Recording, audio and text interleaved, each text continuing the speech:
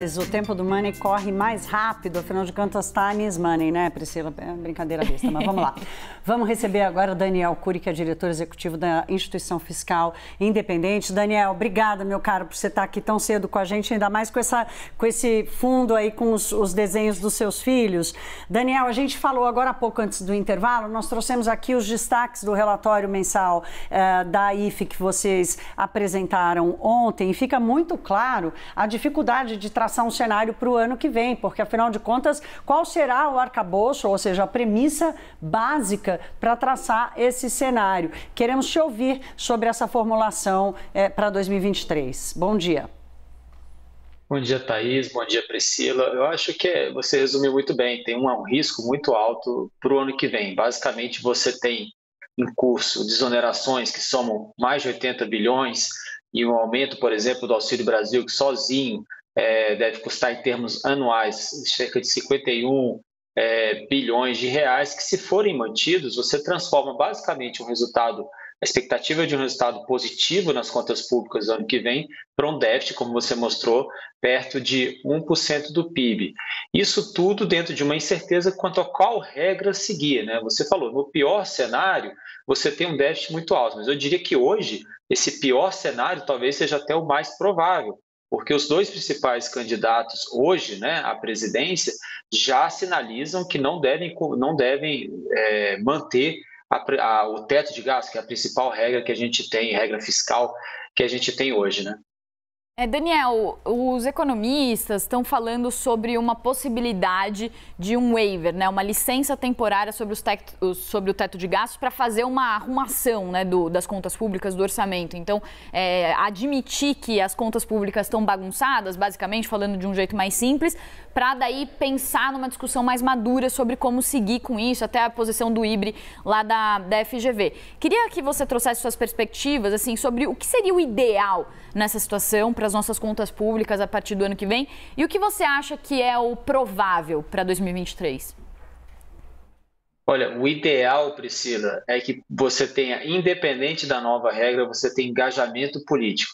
Você tem um Congresso que acredite no tipo de ajuste ou de expansão fiscal que vai ser feito ano que vem.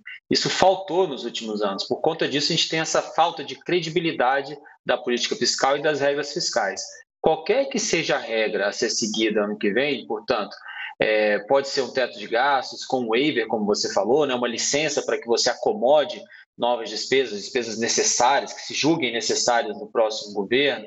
Mesmo que você tenha isso, se você mostrar que esse caminho ele é sustentável, ele é condizente com uma trajetória sustentável para o endividamento público, que hoje é o nosso principal indicador, né, e está sob risco para o ano que vem, eu acho que aí você pode acomodar mais despesas, mas fundamental é a comunicação.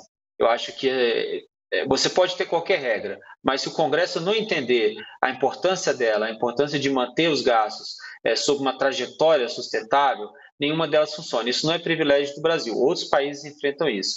E o que a experiência internacional mostra você precisa ter um engajamento em torno de um ajuste ou uma expansão que seja, mas em torno de regras que sejam sustentáveis.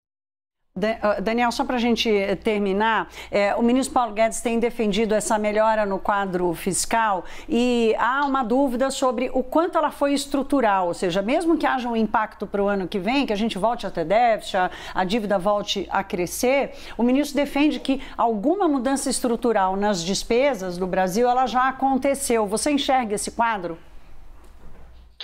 Eu diria que sim. Há sim, provavelmente um componente estrutural. A gente vai encerrar o ano, a gente vai ter um pouco mais claro isso está acontecendo, mas essa melhora a gente já observa desde antes da pandemia, tá? 2019, 20, 21, a gente vê que o resultado estrutural, o que é basicamente o resultado estrutural?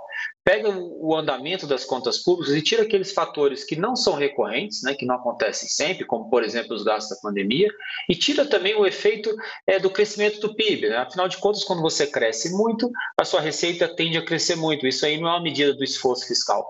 Então, tira esses fatores, né, das contas públicas e vê o que está acontecendo. A gente enxerga, sim, uma melhora, mas ela não é tão proeminente quanto a fotografia do desempenho da arrecadação, por exemplo, mostra.